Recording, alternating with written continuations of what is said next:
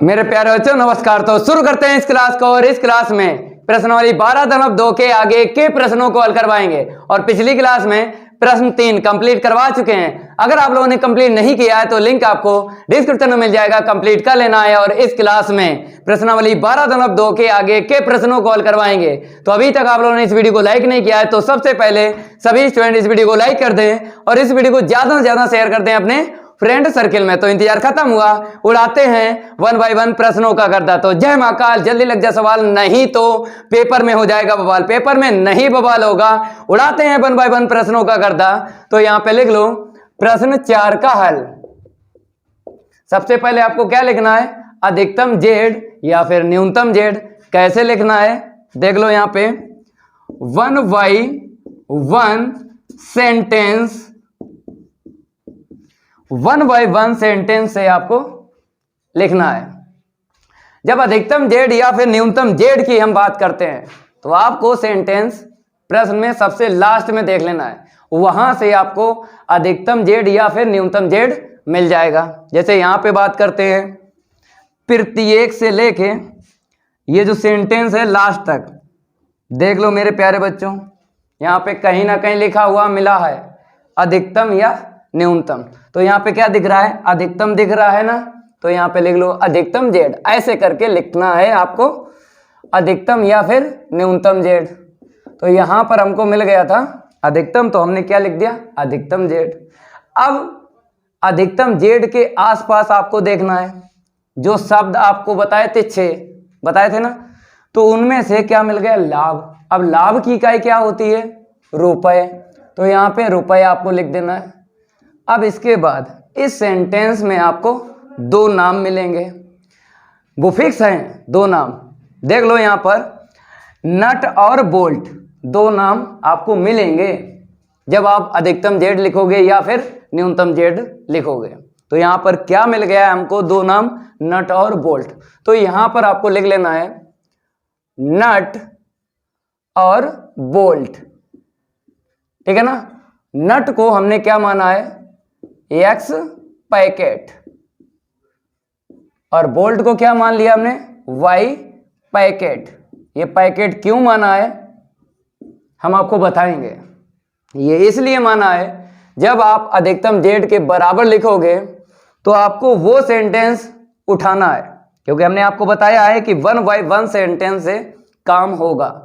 तो वो सेंटेंस उठाना है जिसमें आपको रुपए लिखा हुआ मिल जाए। तो उसी में आपको बटे में मिलेगा पैकेट लिखा हुआ। जैसे हम देखते हैं सेंटेंस, फिर आपको समझाते हैं ये पैकेट क्यों लिखा। देखो पूरे प्रश्न में आपको देख लेना है और ये सेंटेंस काट देना है, या आपके पास किताब होगी छुपा लेना है, क्योंकि जिस सेंटेंस का काम हो जाता है उस सेंटेंस का यूज दोबारा नहीं होता है। तो इसको हम काट देते हैं, इसका यूज नहीं करेंगे। इसके अलावा सेंटेंस आपको देखना है, वो सेंटेंस देखना है जिसमें रुपए लिखा हुआ मिल जाए, क्योंकि यहाँ पे रुपए आपने लिख लिया। कैसे लिखा है, ये लाभ से, लाभ की इकाई रुपए होती है। तो मेरे प्यारे बच्चों जब हमने सेंटेंस देखा तो यहां से देख लो, वह नटों, यहां से हम अंडरलाइन कर देते हैं, आपको समझना है, ठीक है। यहां पे आपको दिख रहा है, क्या दिख रहा है सेंटेंस में, रुपए। तो ये देखो 17.50, 7.20। देखो प्रति के बाद में पैकेट लिखा है, तो जब भी आपको प्रति के बाद में, प्रति का मतलब बटे, बटे जब भी इसके बाद लिखा मिल जाए, कुछ भी लिखा मिल जाए, जैसे पैकेट लिखा है तो यहां पर पैकेट लिख दिया, एक्स पैकेट और वाई पैकेट। किलोग्राम लिखा मिल जाए तो किलोग्राम लिख देना है, कुछ भी लिखा मिल जाए प्रति के बाद में, ठीक है ना, समझ गए।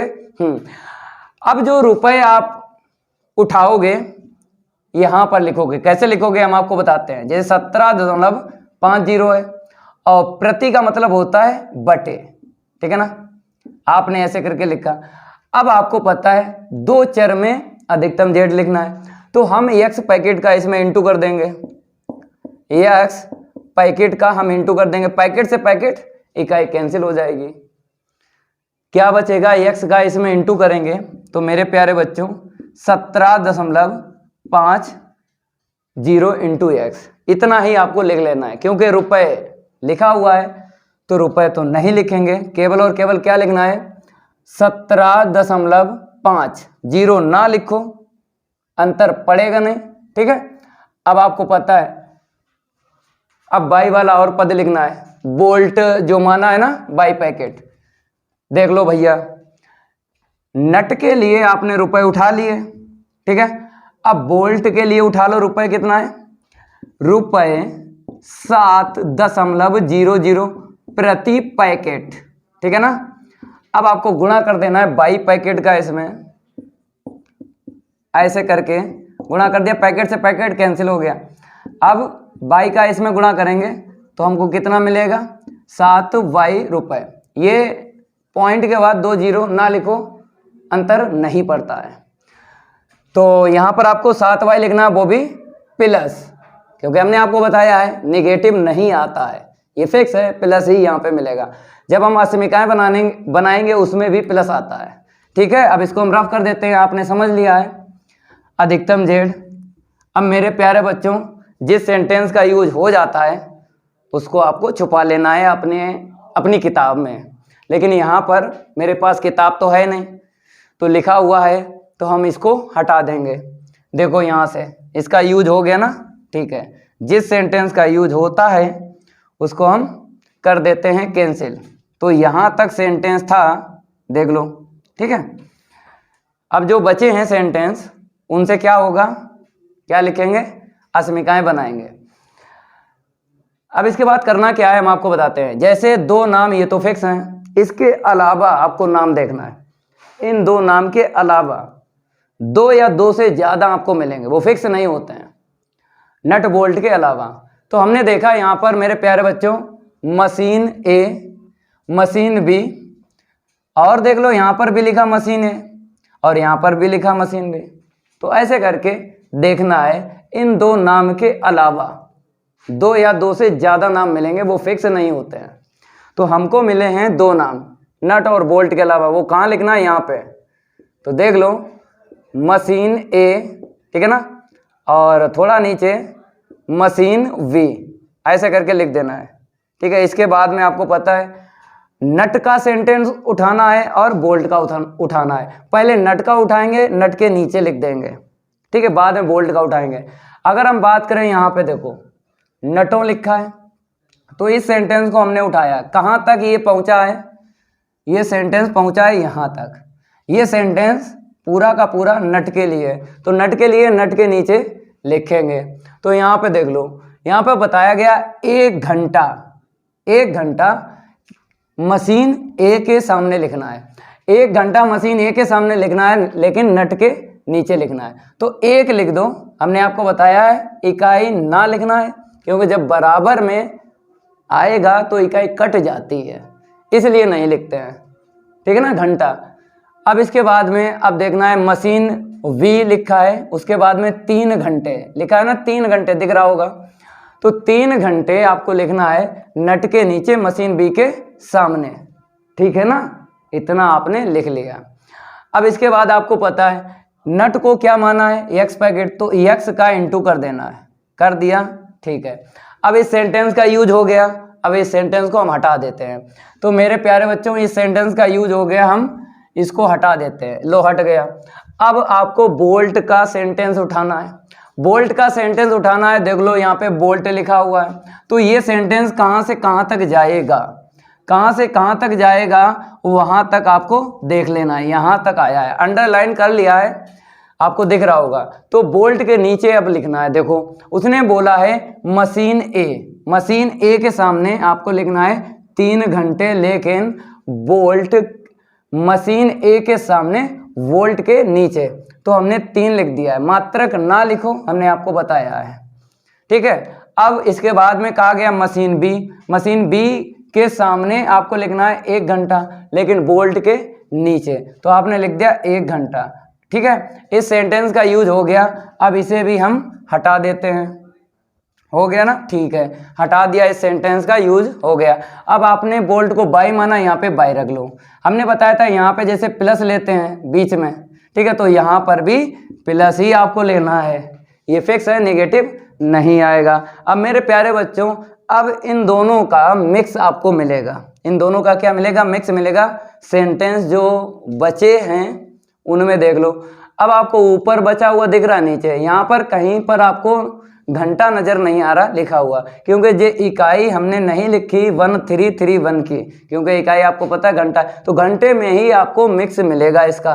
तो कहाँ मिला देख लो, उसने बोला प्रतिदिन मशीनों, मतलब मशीनों का मतलब मशीन ए मशीन बी के लिए, दोनों के लिए बोला है, अधिकतम उपयोग 12 घंटे किया जाए। तो भैया मेरे मशीन ए और मशीन बी के सामने 12 आपको लिख देना है, ऐसे करके दोनों के सामने, मशीन ए मशीन बी के सामने। अब आपको पता है यहाँ पर ग्रेटर देन इक्वल आएगा या फिर लेस देन इक्वल आएगा, ग्रेटर देन इक्वल आएगा या फिर लेस देन इक्वल आएगा। तो आपने जो 12 लिखा है जिस सेंटेंस से, उस सेंटेंस में आपको देख लेना है अधिकतम, ठीक है, क्योंकि अधिकतम के लिए लेस देन इक्वल यूज करते हैं, और न्यूनतम, मेरे प्यारे बच्चों, न्यूनतम के लिए ग्रेटर देन इक्वल यूज करते हैं अस्मिका। तो 12 आपने लिखा जिस सेंटेंस से, तो उसी सेंटेंस में देखो अधिकतम तो नहीं लिखा है, न्यूनतम तो नहीं लिखा है, ठीक है, तो यहाँ पर हमने देख लिया अधिकतम लिखा है, तो न्यूनतम नहीं लिखा, काट दो। तो अधिकतम में कौन सी अस्मिका यूज होती है, लेस देन इक्वल, तो यहाँ पर लेस देन इक्वल यूज होगी, इसको हम रफ कर देते हैं, ठीक है, यहाँ पर लेस देन इक्वल आएगा, यहाँ पर भी आएगा। अगर आपने 12 जहाँ से लिखा, जिस सेंटेंस से लिखा, अगर वहाँ पर अधिकतम या न्यूनतम दोनों ना लिखे मिलते, तब आपको अस्मिका कहाँ से यूज करना थी, जो आपने स्टार्टिंग में लिखा है ना अधिकतम, तो यहीं से आपको अस्मिका यूज करना है जब सेंटेंस में ना लिखा मिले। लेकिन 12 जहाँ से लिखा उस सेंटेंस में लिखा हुआ मिल गया तो कोई दिक्कत नहीं है, ठीक है। दो तरीके से अस्मिका यूज करते हैं, लिखा हुआ मिल जाए सेंटेंस में तो ठीक है, नहीं लिखा हुआ मिल जाए अधिकतम या न्यूनतम, तो यहाँ से आपको देख लेना है अधिकतम है तो लेस देन इक्वल यहाँ पे यूज करना है, और न्यूनतम है तो ग्रेटर देन इक्वल यूज करना है। ये कहीं ना कहीं लिख लेना है, किताबों में नहीं मिलेगा। और थोड़ी यहाँ पे इंक भी फैल रही है, तो पहले इसको हम रफ करते हैं। इंक कहाँ कहाँ फैली है, यहाँ पर भी फैली है।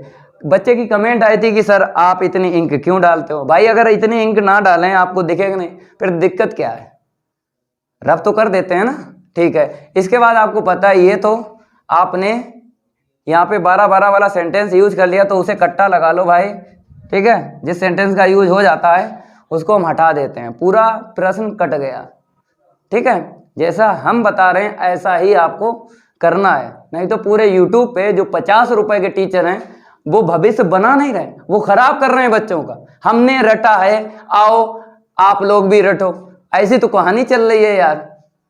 तो जैसा बता रहे हैं वैसा करो ना, दिक्कत क्या है। अस्मिकाएं बनाना है, अधिकतम जेड लिखना है, लिख जाता है। अब इसके बाद पता है 2 अस्मिकाएं, वो परमानेंट वाली x ग्रेटर देन इक्वल 0 और y greater than equal 0। x और y की जब लिखोगे तो ग्रेटर देन इक्वल 0 ही लिखा जाएगा, यहां से मतलब नहीं होता है।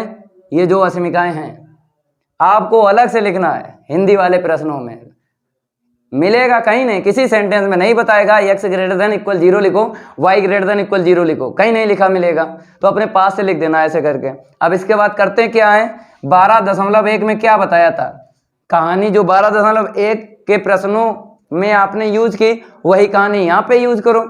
तो इसके बाद आपको पता है क्या करते हैं, लिखते हैं अस्मिकाओं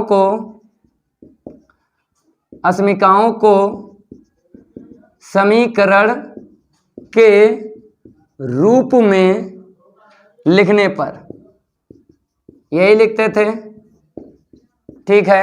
लिख लो भैया, x प्लस, यहाँ पे 1 ना लिखो कोई दिक्कत नहीं, बराबर आपको लिखना है 12, ठीक है ना। अब 12 का भाग लगाएंगे, हर एक पद में लगा लो, तो x के बटे 12 और प्लस 3y के बटे 12 बराबर 1, 3 से काट लो।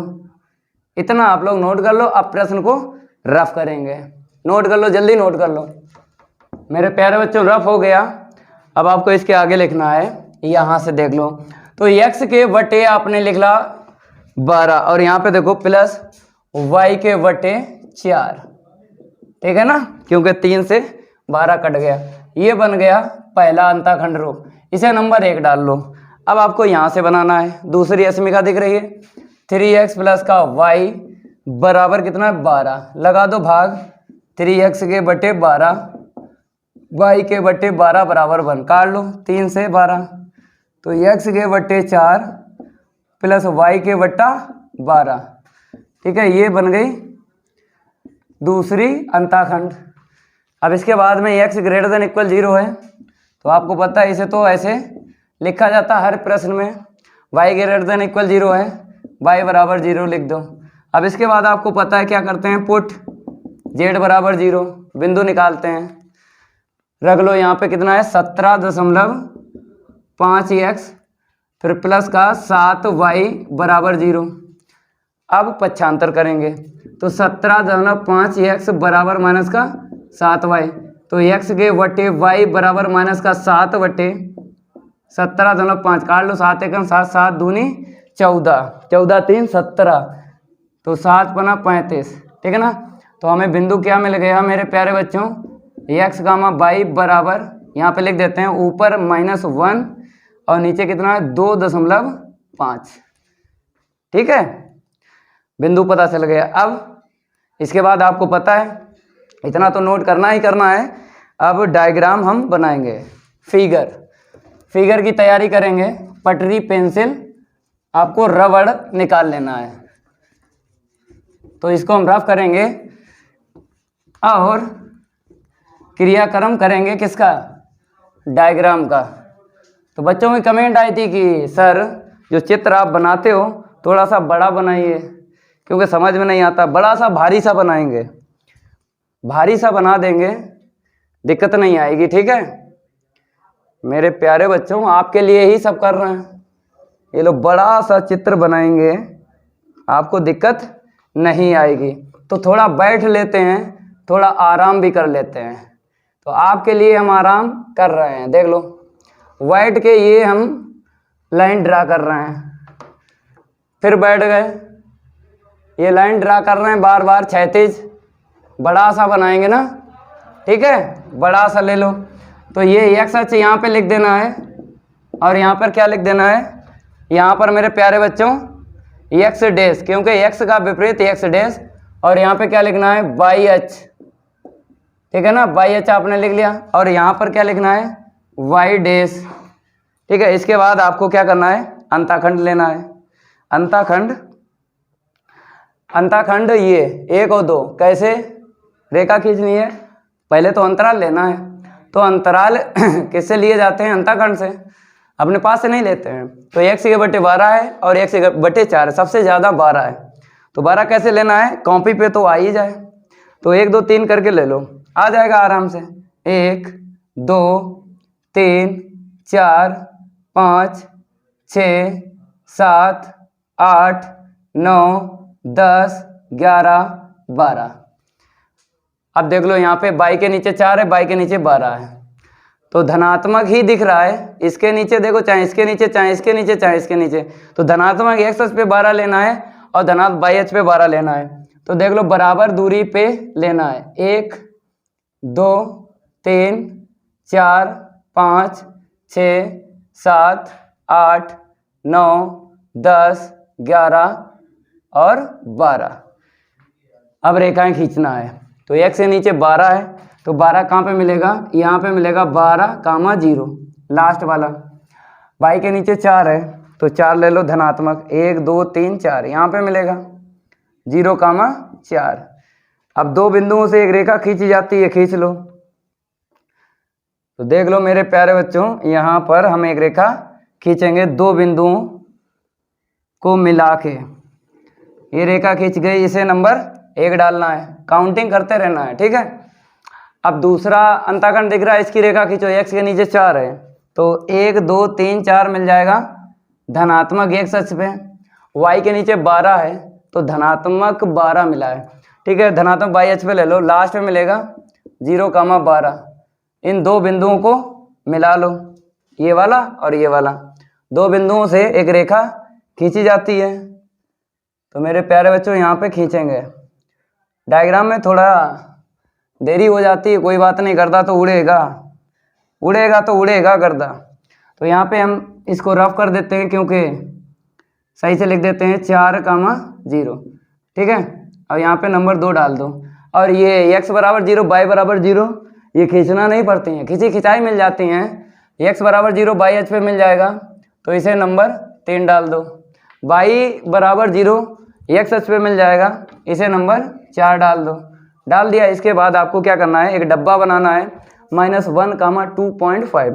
तो -1 इधर ले लो ऋणात्मक x अक्ष पे, और 2 पॉइंट कितना है 5, तो धनात्मक है, बाई है धनात्मक, x है ऋणात्मक, तो डब्बा इस तरफ बनेगा। द्वितीय चतुर्थांश में 2.5 कहाँ पे मिलेगा, 1 2, 2.5 यहाँ पे मिल जाएगा, ठीक है। तो यहीं से आपको एक डब्बा बना लेना है।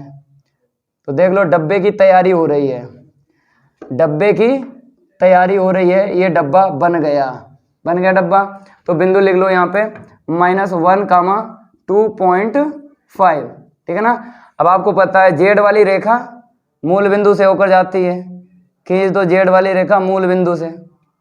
तो मेरे प्यारे बच्चों ये हमने खींच ली, जेड बराबर 0, यहाँ पे बाई डैश कर लो, ये जेड कर लो, ठीक है। और ये बिंदु शायद आपको ना दिखता हो, तो यहाँ पे लिख देते हैं 0,4, आसपास लिख दो कहीं पर।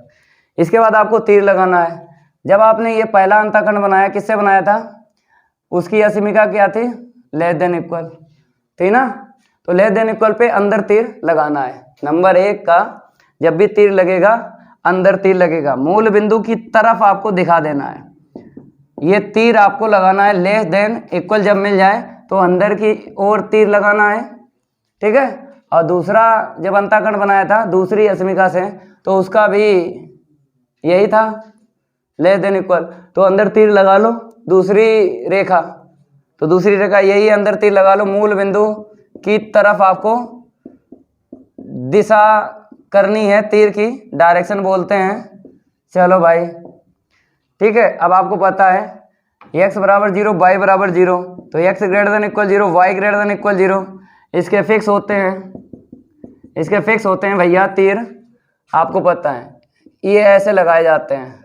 12.1 प्रश्नावली कंप्लीट करवा चुके हैं, उसको कंप्लीट कर लेना, सब समझ में आ जाएगा, ठीक है। और y ग्रेटर देन इक्वल 0 ऊपर तीर लगा लो। ये तीर हम छोटे छोटे लगाओ चाहे बड़े बड़े लगाओ, उससे मतलब नहीं होता है, छायांकित करना है। छायांकित करने के कितने तरीके होते हैं, 2 तरीके होते हैं। जहाँ पे सारे तीर मिल जाएं वहीं पे छायांकित होगा, सारे तीर यहीं पे दिख रहे हैं। इस रेखा ने बोला है ना, इसके तीर ये हैं, ये सारे इकट्ठा मिल गए। एक तरीका ये है, एक तरीका ये है कि आपको पटरी का यूज करना है और सेट स्क्वायर का यूज करना है। जैसे इस रेखा ने क्या बोल दिया, इस लाइन ने, कि मेरे पीछे छायांकित नहीं होगा, आगे ही होगा। देखो तीर, और ये तीर जो हैं काम नहीं करते हैं, क्योंकि आगे वाले तीर जो हैं काम करेंगे, इतना ध्यान रखना है। और इस रेखा ने क्या बोल दिया, इसने मेरे पीछे छायांकित नहीं होगा, उधर नहीं होगा, आगे होगा। इस लाइन ने क्या बोल दिया, मेरे पीछे नहीं होगा, आगे छायांकित होगा।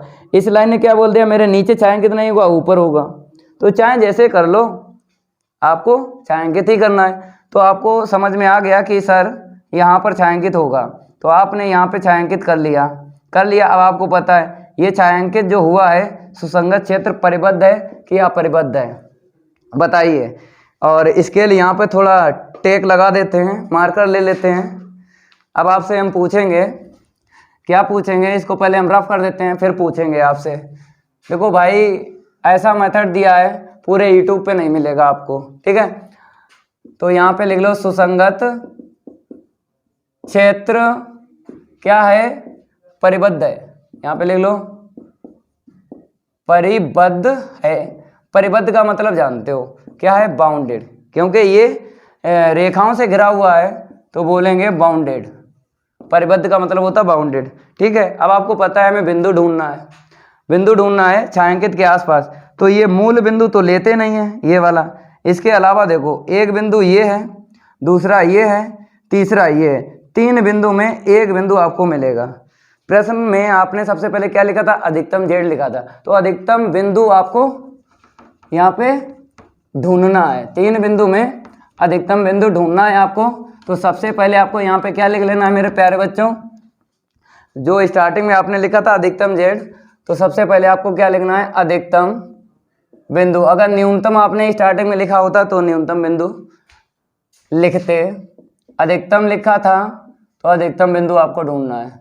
तो मेरे प्यारे बच्चों ढूंढो, कैसे ढूंढोगे हम आपको बताते हैं। जैसे आप स्केल ले लो, ले ली स्केल। अब ये जेड वाली जो रेखा है ना, 0 की है, तो इस रेखा पर पटरी रख लो।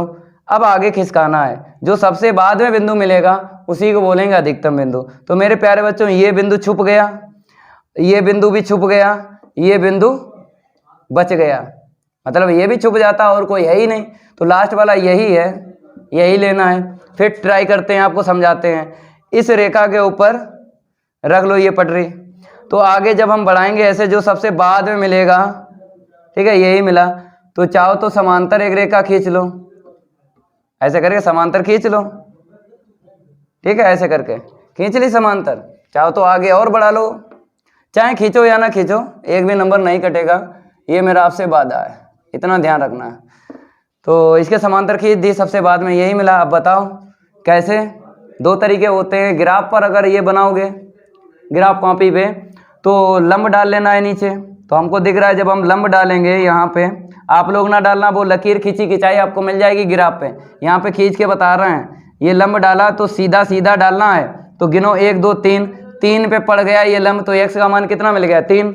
x अक्ष पे लंब डालेंगे तो देख लेना है, x मिल जाएगा। y अक्ष पे लंब डालेंगे तो y का मान मिल जाएगा। तो 1 2 3, जब यहाँ पे लंब डाला 3 पे ही गिरेगा, तो आप लोग ना डालना, क्योंकि ग्राफ पे आपको ये रेखा खिंची खिंचाई मिल जाएगी, आपको देखना है। तो ये भी 3 मिल गया, तो हमको बिंदु पता चल गया, अधिकतम बिंदु। अब एक और बात बताते हैं आपको, जैसे कुछ बच्चों को ये बिंदु नहीं समझ में आता है, वो क्या करें, इसको क्या बोलते हैं, प्रतिच्छेद बिंदु बोलते हैं। दूसरा तरीका बता रहे हैं बिंदु निकालने का। तो मेरे प्यारे बच्चों, ये कटान बिंदु है, प्रतिच्छेद बिंदु क्या बोलते हैं, कटान बिंदु। किन रेखाओं ने काटा है, मतलब इस बिंदु से कौन सी रेखाएं होकर गई हैं। तो पहली ये नंबर पड़ा है और दूसरी देख लो, ये पहली और ये दूसरी होकर गई है। तो आप समीकरण 1 और 2 को हल कर लो विलोपन विधि से। 10th में आपने विधि पढ़ी थी, तो आप विलोपन विधि से अगर हल करते हो मेरे प्यारे बच्चों, तो x का मान आपको मिलेगा 3 मिलेगा और y का मान 3 मिलेगा। चाहे ऐसे बिंदु ढूंढ लो या फिर डायरेक्ट ढूंढ लो। डायरेक्ट में ये होता है मेरे प्यारे बच्चों कि टाइम जो है लगता ही नहीं है, बिंदु पता चल जाता है। तो हमको यहाँ पर पता चल गया, क्या पता चल गया बताइए, नट हमें पता चल गया भैया 3 पैकेट हैं। नटों के कितने पैकेट हैं, 3 पैकेट हैं। और बोल्ट के कितने पैकेट हैं बताइए, 3 पैकेट। क्योंकि आपको पता है नट को हमने माना था x पैकेट, तो x का मान उठा के रख दिया। और बाई को क्या माना था, बोल्ट, मतलब बाई, बोल्ट को बाई पैकेट माना था, बाई का मान उठा के रख दिया। तो दैट इज आपको यहाँ पे x बराबर 3 और y बराबर 3, ऐसे करके। अब आपको क्या निकालना है, इतना तो आपने बता ही दिया। नट के कितने पैकेट यहाँ पे बनेंगे 3 और बोल्ट के कितने पैकेट बनेंगे 3। अब आपको अधिकतम जेड निकाल देना है, तो यहाँ पे लिखना पड़ेगा अधिकतम जेड बराबर, अधिकतम जेड स्टार्टिंग में क्या लिखा था 17.5x और प्लस का 7y, यही था ना। x और y का मान रख दो और मेरे प्यारे बच्चों अधिकतम जेड निकल आएगा।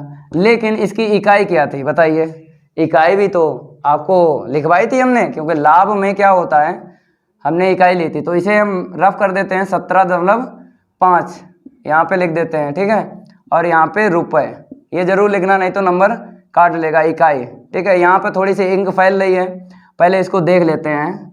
इंक नहीं फैलना चाहिए क्योंकि माइनस का प्लस आपको दिखेगा, ठीक है। अब आपको मान रखना है, थोड़ा इस साइड से लिखते हैं, लिख लो 17.5, x का मान क्या है 3 प्लस 7 इंटू y का मान 3 है, गुणा कर लो। तो यहाँ पे लिख लो रुपए, 3 5 15, ठीक है, एक हासिल, 3 7 21 और 2 22, 3 एकम 3 2 5, ठीक है। अब यहाँ पर 7 का 3 में गुणा करोगे तो 21 मिलेगा। तो प्लस कर लो, यहाँ पे कितना मिला 0.5, ऐसे रखो। अब जोड़ लो 2 और 1 3, और यहाँ पे जोड़ो 5 2 7, इतना मिल गया। आंसर शीट में 0 और है, लिखो या ना लिखो, ठीक है, इतना ही लिख दो। ये आंसर शीट आ गई, नोट कर लो इसको, जल्दी नोट करो।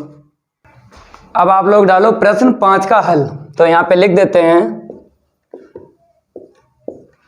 अब आपको लिखना है अधिकतम या न्यूनतम जेड, तो प्रश्न के लास्ट में आपको मिल जाएगा, या तो अधिकतम जेड मिलेगा या फिर न्यूनतम जेड मिलेगा। तो देख लो लास्ट में सेंटेंस आपको उठा लेना है। तो यहां से देख लो, यहां से हम उठा रहे हैं, आपको देखना है, ठीक है। देखो कहीं ना कहीं लिखा मिलेगा आपको न्यूनतम या फिर अधिकतम। तो यहां पर देख लो अधिकतम लिखा हुआ, और यहां पर भी देख लो अधिकतम, ठीक है। तो आपको मिल गया प्रश्न 5 में अधिकतम जेड। अब आपको बराबर कैसे लिखना है, तो मेरे प्यारे बच्चों यहाँ पर क्या दिख रहा है, लाभ। तो लाभ की इकाई क्या होती है, रुपए। तो यहाँ पे रुपए आपको लिख देना है, ठीक है ना। अब इस सेंटेंस में आपको 2 नाम देखना है, इसको बाद में लिखेंगे। तो जब 2 नाम देखें तो यहाँ पे क्या दिख रहा है, विभिन्न पेचों। तो विभिन्न पेचों, कितने पेच हैं, कितने प्रकार के, तो यहाँ पे देख लो 2 प्रकार के बताए गए हैं पेच, ए और बी। तो यहाँ पे 2 नाम आपको फिक्स मिल गए। तो यहाँ पे लिख लो पेच ए, और यहाँ पे लिख लो पेच वी। अब यहाँ पर पेच ए को एक्स मानेंगे, यहाँ पे लिख लो एक्स पैकेट, ठीक है ना। और यहाँ पर वाई पैकेट लिख लो। ये पैकेट क्यों लिखा आपको पता है, जब हम अधिकतम जेड लिखेंगे ना तो वहां पर मिलेगा प्रति पैकेट। आपको पता है हम उस सेंटेंस को उठाएंगे, पूरे प्रश्न में आपको देखना है, उस सेंटेंस को उठाएंगे जिस सेंटेंस में रुपए लिखा हुआ मिल जाए। तो आपको देख लेना है किस सेंटेंस में रुपए लिखा हुआ दिखा है। तो अगर अब बात करें हम, यहाँ पे देखो 7 रुपए और आगे देखो 10 रुपए, तो इस सेंटेंस को उठाना है। तो यहां से देख लो मेरे प्यारे बच्चों, कहां से कहां तक गया, यहां से यहां तक गया, ठीक है। तो आपको लिख लेना है, कैसे लिखना है आपको पता है। पेच ए को आपने एक्स पैकेट माना है, तो देख लो पेच ए के लिए प्रत्येक पैकेट पर 7 रुपए। प्रत्येक पैकेट पर मतलब होता है प्रति पैकेट पर। तो प्रति पैकेट पर आपको पता है, जैसे हमने लिखा 7 फिर प्रति पैकेट, ठीक है ना। अब आपको पता है कि जब एक्स पैकेट का इसमें इंटू करेंगे तो हमको पहला पद मिल जाएगा। तो पैकेट से पैकेट कैंसिल हो गया। तो मेरे प्यारे बच्चों क्या निकला, यहाँ पे एक्स का 7 में गुणा करेंगे तो हमें रुपए 7 एक्स मिल गए। तो रुपए तो यहाँ पे लिखा है पहले से, तो 7 एक्स लिख दो। अब आपको ऐसे देखना है, पेच बी को आपने माना है बाई पैकेट, तो पेच वी के लिए आपको रुपए देखना है। तो जब हमने पेच वी के देखे हैं, यहाँ पे देखो प्रत्येक पैकेट पर 10 रुपए, ठीक है। प्रत्येक लिखा है, इसका मतलब यही होता है प्रति।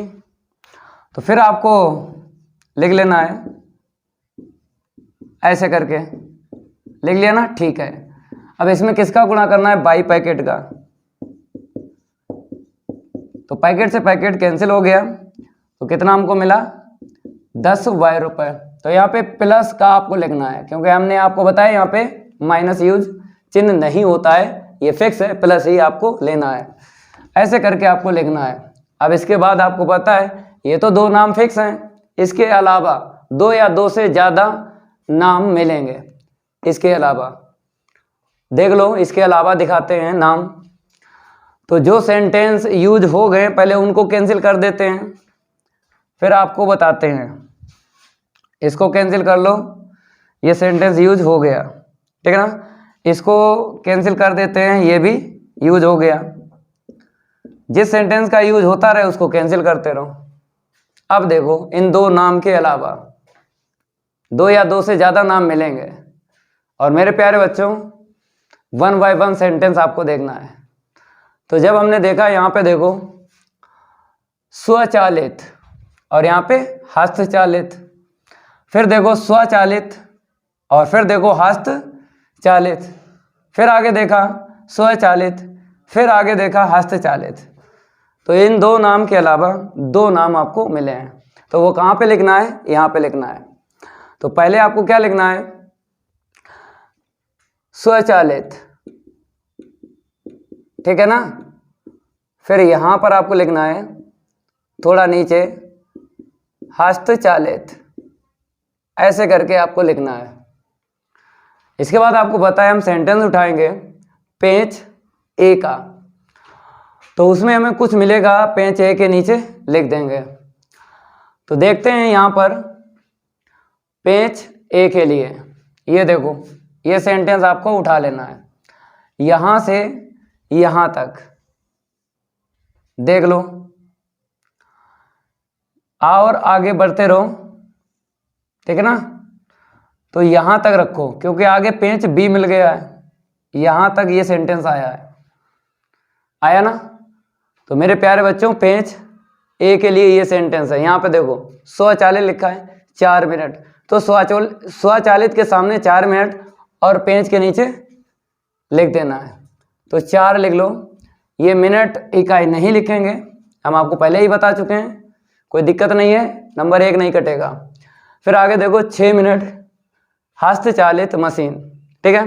तो 6 मिनट, ठीक है, तो 6 मिनट हस्तचालित के सामने और पेज ए के नीचे कितना लिखना है आपको, फिर देखना है यहाँ पे 6, तो यहाँ पे आपको 6 लिख देना है, ठीक है। और आपने पेज ए को x पैकेट माना तो यहाँ पे x और यहाँ पे x लिख देना है। इसके बाद इस सेंटेंस को हटा देते हैं, इस सेंटेंस का यूज हो गया, ठीक है ना। अब इसके बाद आपको पेज बी का सेंटेंस देखना है। तो यहाँ पे देखो ये पेज बी आपको दिख रहा है, कहाँ से कहाँ तक सेंटेंस ये पहुँचा है, यहाँ से यहाँ तक पहुँचा है, ठीक है। फिर आपको वही काम करना जो पेज ए के लिए किया है। तो यहाँ पर 6 और 3 बताया है, 6 बताया है स्वचालित और 3 बताया है हस्तचालित, तो 6 और 3 यहाँ पे लिख देना है। और पेज बी को बाई माना है तो आपको बाई यहाँ पे लिख देना, और यहाँ पर प्लस ही आएगा, जैसे यहाँ पे प्लस आया तो फिक्स है प्लस ही आएगा। अब इसके बाद आपको इसका टोटल कहीं ना कहीं सेंटेंस में मिलेगा, लेकिन इस सेंटेंस को आपने यूज कर लिया पेज वी के लिए, तो इसको हटा देना है, इसको हटा दिया, ठीक है। अब इसके बाद में आपको देखना है इसका टोटल कहीं ना कहीं मिला होगा। तो इसी के आगे देख लो, प्रत्येक मशीन किसी भी दिन के लिए अधिकतम 4 घंटे काम के लिए उपलब्ध है। तो मेरे प्यारे बच्चों यहाँ पे प्रत्येक के लिए बोला है, प्रत्येक के लिए मतलब स्वचालित मशीन और हस्तचालित मशीन के लिए बोला है। तो आपको ठीक है यहाँ पे 4 घंटे बताया, तो कितना करना है, क्योंकि 4, 6 और 6, 3 जब लिखा तो मिनट में इसकी इकाई थी, मेरे प्यारे बच्चों किस में थी, मिनट में इकाई थी। तो और यहाँ पे प्रत्येक मशीन के लिए बोला 4 घंटे, तो 4 में आपको गुणा करना है 60 का, मिनट में चेंज करना है, ठीक है, ऐसे करके। तो 4 संग 24 मिनट, कहने मतलब है यहाँ पे 240 और यहाँ पर भी 240 आपको लिख देना है। अब आपको पता है इसके बाद ये क्यों ऐसा लिखते हैं, क्योंकि हमने आपको बताया जो यहाँ पे लिखोगे इसकी इकाई चेंज होती है, और जो यहाँ पे लिखते हो इसकी इकाई नहीं चेंज होती है हिंदी वाले प्रश्नों में। तो ठीक है, यहाँ पर आपको पता है या तो लेस देन आएगा या फिर ग्रेटर देन आएगा, यहाँ पर ग्रेटर देन इक्वल आएगा या फिर लेस देन इक्वल आएगा। तो आपने जहाँ से ये 240 लिखा है, मीन्स 4 घंटे से आपने लिखा है, तो उस सेंटेंस में देख लेना है अधिकतम, देख लो यहाँ पे, या फिर न्यूनतम तो नहीं लिखा है, क्योंकि आपको पता है कि अधिकतम के लिए हम लेस देन इक्वल अस्मिका यूज करते हैं और न्यूनतम के लिए ग्रेटर देन इक्वल अस्मिका यूज करते हैं। तो जहाँ से आपने 240 लिखा उसी सेंटेंस में देख लेना है अधिकतम तो नहीं लिखा या फिर न्यूनतम तो नहीं लिखा। तो जब हमने देखा यहाँ पे अधिकतम है ना अधिकतम, तो आपको पता है अधिकतम में अस्मिका लेस देन इक्वल यूज करते हैं। तो यहाँ पर आपको क्या करना है, लेस देन इक्वल लिखना है। तो यहाँ पर लेस देन इक्वल, ठीक है। अगर 240 जिस सेंटेंस से आपने लिखा है, अगर वहाँ पर अधिकतम ना लिखा मिलता तो आपको यहाँ से असमिका यूज करना है। जब ना लिखा मिलता, पहली बात मिल गया ना, कोई दिक्कत नहीं है। ना मिलता, किसी किसी प्रश्न में नहीं मिलता है, तो यहाँ पर जो लिखा है अधिकतम या न्यूनतम, इसके हिसाब से असमिका यूज करते हैं। लेकिन यहाँ पे मिल गया था, ठीक है, वहाँ से लिख लो। अब इसके बाद आपको पता है इस सेंटेंस को कैंसिल कर देंगे, क्योंकि जिस जिस सेंटेंस का यूज होता रहे उसे हटाते रहो, ठीक है। अब इसके बाद आपको पता है कि दो असमिकाएं आपको ये x greater than equal 0, y greater than equal 0 Hindi वाले प्रश्नों में आपको अपने पास से लिखना है, ठीक है। इतना लिखने के बाद में अब आपको पता है क्या लिखते हैं, असमिकाओं को समीकरण के रूप में लिखने पर। आगे बढ़ाते हैं इसको, देखो यहाँ पे लिख लो, असमिकाओं को यहाँ पे लिख देते हैं, असमिकाओं को समीकरण के रूप में लिखने पर। इतना आपको लिख लेना है। पहली असमिका देख लो, 4x प्लस का 6y बराबर 240, ठीक है ना। अब 240 का भाग लगा दो, अंताखंड बनाएंगे, 6y बटा 240 काट लो, 4 छंग 24, 60 मिलेगा, 6 चौक 24, 40 मिलेगा बराबर 1, ठीक है। इतना नोट करो। अब इसको हम रफ कर देते हैं। मेरे प्यारे बच्चों, रफ हो गया। अब आपको यहाँ से लिखना है, तो कितना मिला था, x के बटे 60 फिर प्लस y के बटे 40 लिख लो बराबर 1, 1 बन गया अंताखंड। इसे डाल लो समीकरण 1। अब आपको दूसरा बनाना है, ये दूसरी असमिका दिख रही है, इसको लिख लो बराबर 240। अब अंताखंड बना लो, फिर प्रत्येक पद में 240 का भाग लगा लो, बराबर क्या मिलेगा 1, 6 चौक 24, 3 8 24। मार्कर चेंज कर लेते हैं, x के बट्टे 40 आएगा और y के बट्टे 80 आएगा बराबर 1। ये दूसरा अंताखंड बन गया। अब आपको पता है ये कैसे लिखना है, x बराबर 0 इसे नंबर 3 डालना है, y बराबर 0 इसे 4 डालना है। इसके बाद आपको पता है पुट z बराबर 0 आपको करना पड़ता है। अब यहाँ से बिंदु निकालो, तो 7x प्लस का 10y बराबर 0, तो 7x बराबर माइनस का 10y, तो x के बटे y बराबर माइनस 10 बटे 7। तो मेरे प्यारे बच्चों, बिंदु हमें पता चल गया, कितना मिला है, माइनस का 10 कामा 7, ठीक है। इतना नोट करो। अब चित्र बनाते हैं, इसको हम रफ कर देते हैं। आप लोग नोट कर लो जल्दी।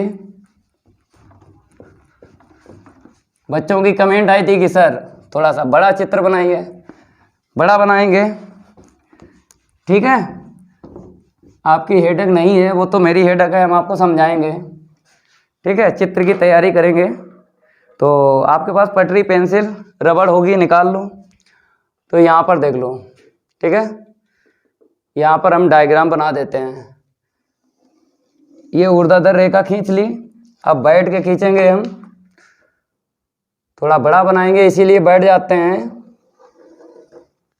ये आगे तक हम खींचेंगे, ठीक है, ये लो, ठीक है। इसको थोड़ा सा ऐसे रफ कर देते हैं। तो मेरे प्यारे बच्चों, यहाँ पे क्या लिखना है, x अक्ष लिख देना है, ठीक है ना। मार्कर ले लेते हैं। अब आपको यहाँ पर x डैश लिख देना है, यहाँ पर आपको y अक्ष लिख देना है, यहाँ पर आपको y डैश, ठीक है। इसके बाद आपको अंतराल लेना है, अंतराल अंतःखंड से लेना है। तो यहाँ पे 60 है, ठीक है, x के नीचे, और यहाँ पे कितना है, 40 है। तो 60 40 ऐसा करो, 5 से लेंगे, तो देख लो कितनी हमें लाइनें करना पड़ेंगी। 5 का भाग लगा दो, हमें 12 करना पड़ेंगे। तो 5 से छोड़ो, 10 से ले लो, ठीक है। चाहे आप 5 से ले लो अंतराल, चाहे 10 से ले लो, ठीक है। अगर 5 से लेंगे तो यहाँ पर हमें ज़्यादा लाइनें करना पड़ेंगे।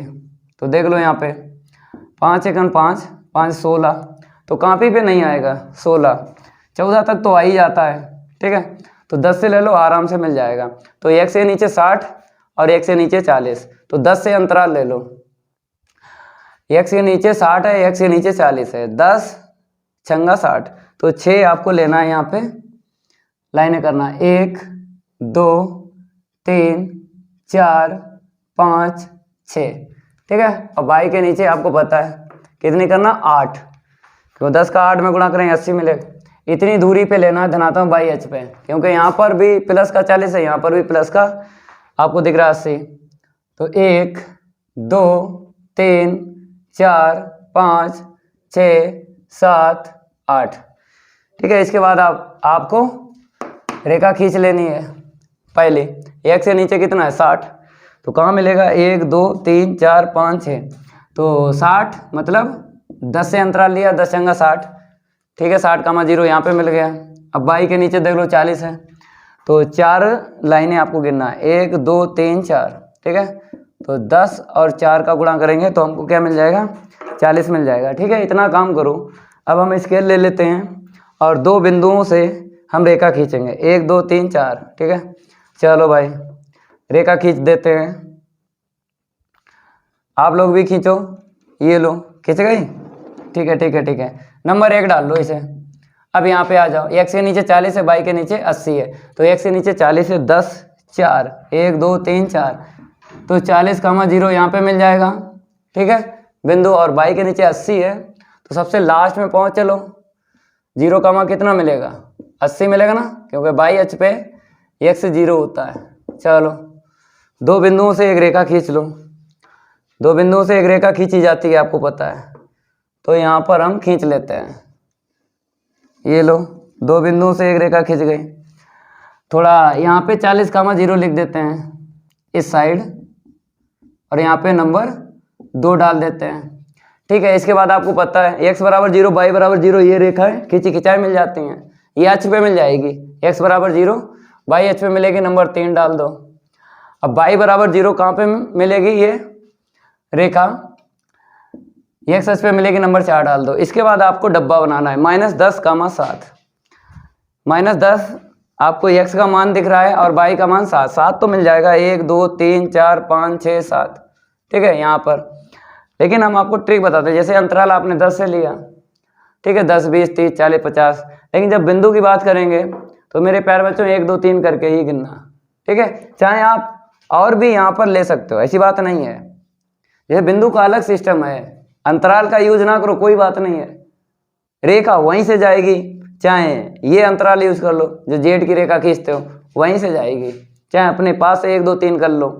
जैसे -10 है, इस साइड आ नहीं पाएगा तो हम छोटा छोटा लेंगे, 1 2 3, ठीक है, 1 2 3 4 5 6 7 8 9, थोड़ा इधर बढ़ जाते हैं, 1 2 3 4 5 6 7 8 9 और 1 10, ठीक है, बढ़ गए। ऐसे यहाँ पर जितना है उतना ही ले लो, 1 2, ठीक है, ये 3, ये 4, ये 5, ये 6 और 1 7, ठीक है। ये बिंदु का अलग सिस्टम है, अलग ले लो कोई दिक्कत नहीं है, एक भी नंबर नहीं कटेगा। तो मेरे प्यारे बच्चों 10 पे 7 लेना है, तो यहाँ पर डब्बा बनाना है, ठीक है, ऐसे करके 10 पे 7, ये डब्बा बन गया, ठीक है। अब यहाँ पे लिख लो जो बिंदु आपका है -10 का 7, अब क्या करना है, ये मूल बिंदु से होकर जाती है जेड की रेखा, तो मेरे प्यारे बच्चों ये लो, जेड की रेखा चली गई मूल बिंदु से। अब आपको तीर लगाना है, पहली जो रेखा है किसकी है, लेस देन इक्वल से बनाई थी ना पहली अस्मिका, तो लेस देन इक्वल पे आपको अंदर तीर लगाना है, पहली यही तो है, मूल बिंदु की तरफ आपको ये तीर के डायरेक्शन कर लेना है, ऐसे करके, ठीक है। फिर इसके बाद दूसरी देख लो, लेस देन इक्वल अस्मिका से ही दूसरा जो समीकरण पड़ा है अंतःखंड बनाया है, लेस देन इक्वल ही वहाँ पे अस्मिका थी ना, तो अंदर ही तीर लगाओ, मूल बिंदु की तरफ आपको डायरेक्शन कर लेना है, दूसरी यही तो है, इसीलिए बोलते हैं नंबर डालते रहना है, ठीक है, ऐसे करके तीर लगाना है, लगा लिए तीर। और इसके आपको पता ही है, इसके पहले इतना हम रफ कर देते हैं। बताइए भैया x बराबर 0 और y बराबर 0, ये कहाँ से आपको मिला था? x ग्रेटर देन इक्वल 0 और y ग्रेटर देन इक्वल 0। तो पहले इसके तीर लगा लो, ये तो आपको पता ही है, ये फिक्स है, इसके ऐसे ही लगाए जाते हैं। बहुत सारे प्रश्न कंप्लीट कर चुके हैं, तो कोई दिक्कत वाली बात नहीं है, ठीक है। और इस वाले y ग्रेटर देन इक्वल 0 ऊपर ही तीर लगाओ, ठीक है, ऐसे करके। अब आपको छायांकित करना है, जहाँ पे सारे तीर मिल जाएं वहीं पे छायांकित होगा। सारे के सारे तीर यहाँ पे दिख रहे हैं। और दूसरा तरीका ये है कि आपको पटरी ऐसे रखना है, इस लाइन के पीछे छायांकित नहीं होगा, आगे होगा।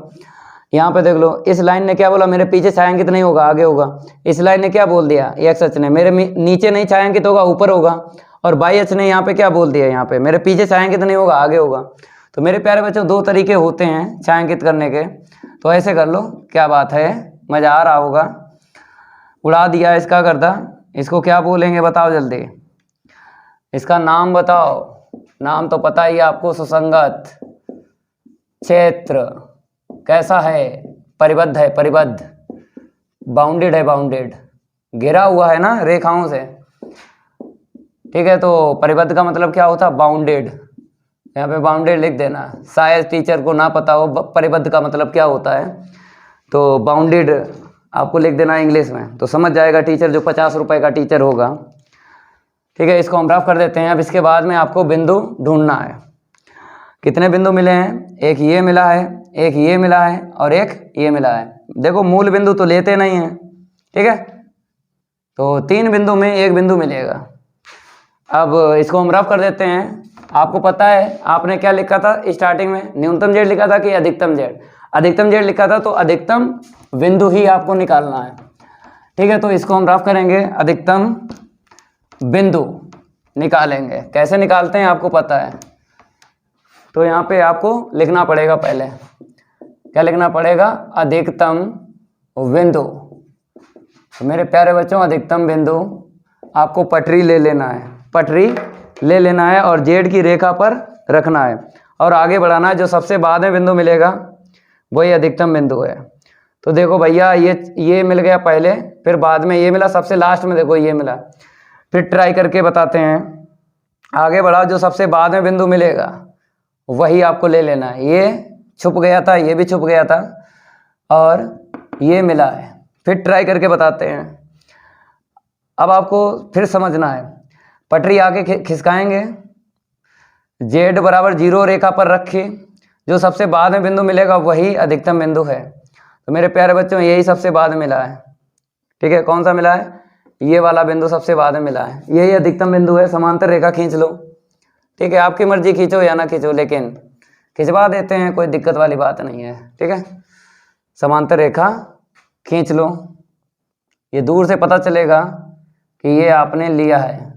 ऐसे समांतर रेखा खींच लो, ठीक है। इसे P डाल लो। अब आपको लंब डालना है x अक्ष पे और y अक्ष पे, पता कर लेना है x का मान और y का मान। तो मेरे प्यारे बच्चों, जब हमने लंब डाला, ठीक है, ये आप लोग ना डालना, क्योंकि आप जब ग्राफ कॉपी पे बनाओगे तो आपको लाइन खींची खिंचाई मिल जाएगी, पता लग जाएगा कि सीधा सीधा लंब कहाँ पे पड़ा है। तो 10, 20, 30 मतलब 30 पे आया है, ये लंब कहाँ पे आया? 30 पे आया, x अक्ष पे जब डालोगे तो x का मान मिलेगा, तो कितना मिलेगा? 30। अब y अक्ष पे आपको डालना है लंब, लेकिन आपकी लाइन खींची खिंचाई मिल जाएगी, ग्राफ पे खींचना नहीं पड़ेगी, देख लेना है। अब यहाँ पे देखो, जैसे यहाँ पे थोड़ा सा हो गया क्या ज़्यादा, क्योंकि बिंदु के लिए हमने और भी किया था, तो देखना पड़ेगा 1, 2, फिर इसके आगे ये मिलेगा, ठीक है, 1, 2, 3, फिर इसके आगे ये मिला, ठीक है, फिर इसके आगे ये मिला। तो ये हैं 10, 20, 30, 40 वाले। तो लंब डालेंगे, ये पड़ेगा लंब, ठीक है ना, ये देख लो। आप लोग ना डालना, क्यों? क्योंकि आपको लाइन खींची खिंचाई मिल जाएगी। y अक्ष पे डालेंगे लंब, तो 10, 20, 20 पे आया है, तो y का मान मिल गया 20। जिस बच्चे को बिंदु ना मिले, जैसे बिंदु तो मिल ही जाएगा, ये नहीं पता चलेगा कि कितना कितना है यहाँ पे x और y का मान, तो क्या करना है, जो समीकरण 1 और 2 अंताखंड बनाया ना, उससे पहले उठा लेना बराबर 0 करके। बराबर 0 करके क्या है? बराबर जो 240 था ना, ठीक है, 4 से 24 किया था, 240 बराबर 240 की दोनों उठा लेना और हल करना विलोपन विधि से। x का मान आपको 30 मिल जाएगा और y का मान 20 मिल जाएगा। या तो फिर ऐसे ही x और y के मान निकालो। क्यों?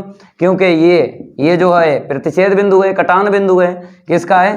पहली और दूसरी रेखा का है। तो पहली और दूसरी रेखा को हल कर लो, x और y का मान निकाल लो। या तो वैसे निकालो या ऐसे। ग्राफ पर बनाओगे तो भाई ये काम नहीं करना पड़ेगा, हल नहीं करना पड़ेगा, एकदम सटीक मिलेगा, सटीक। ये मेरा आपसे वादा है। तो हमको सटीक मिल गया, आपको भी मिलेगा, हम नहीं हल कर रहे हैं, ठीक है। तो 30, 20 मेरे प्यारे बच्चों, यहाँ पे क्या है? 30 और 20। तो x का मान हमको कितना मिल गया? 30 और y का मान कितना मिल गया? 20। तो ठीक है, पेंच लिख दो। पेंच ए जो है आए 30 पैकेट, x का मान रख दिया। स्टार्टिंग में जो पेंच ए को हमने x पैकेट माना था, तो पेंच ए कितने पैकेट मिल गए? 30 पैकेट मिल गए। और पेंच v देख लो, पेंच v कितने पैकेट मिल गए? 20 पैकेट मिल गए, ठीक है, 20 पैकेट मिल गए। अब आपको क्या करना है? अधिकतम जेड ऑल निकाल देना है। देखो ये तो आंसर शीट मिली गई है, और भी निकालना है अधिकतम जेड। तो अधिकतम जेड आपको पता है इकाई रुपए में, तो कितना था पहले लिख लो, 7x प्लस का 10y, यही था ना, 7x प्लस 10y। यहाँ से देख के लिख लो, चाहे शुरू से देख के लिख लो। अब आपको क्या करना है? यहाँ पे x और y के मान रख देना है, तो अधिकतम जेड मिल जाएगा। थोड़ा यहाँ से लिखते हैं, तो 7x का मान कितना है? 30 है, प्लस 10 गुणे y का मान कितना है? 20 है, ठीक है ना। अब आगे बढ़ते हैं मेरे प्यारे बच्चों, यहाँ पे देख लो, तो 7 यहाँ के 210 प्लस यहाँ पे कितना मिलेगा? 200, ठीक है। तो देख लो यहाँ पे कितना मिला? 410। ये आंसर शीट आई है, थोड़ी इंक फैल रही है, इसको हम रफ करेंगे और आप लोग क्या कर लो, नोट कर लो, ये कंप्लीट हो गया। तो ऐसे करके लगाना है, गर्दा उड़ा दिया इस प्रश्न का। हिंदी वाले प्रश्नों को जैसा बता रहे हैं वैसा ही आप लोगों को लगाना है, मज़ा आ जाएगा, आपको दिक्कत नहीं आएगी। बच्चे कमेंट कर रहे थे कि सर प्रश्नावली 12.1 कंप्लीट की है, प्रश्नावली 12.2 नहीं कंप्लीट की है। तो हमने आपको बताया हम बाद में कंप्लीट करेंगे, तो ये कंप्लीट कर रहे हैं। अगर समझ में आया होगा ये मेथड तो वीडियो को जरूर लाइक कर देना है और इस वीडियो को ज़्यादा से ज़्यादा शेयर करना है। गर्दा यहाँ पर भी उड़ रहा है, गर्दा मैं तो भाई मानस सर, उस चैनल को भी सब्सक्राइब करना है, गर्दा वहाँ पर भी उड़ रहा है। मिलते हैं अगली क्लास में, आज के लिए इतना ही काफ़ी है, धन्यवाद।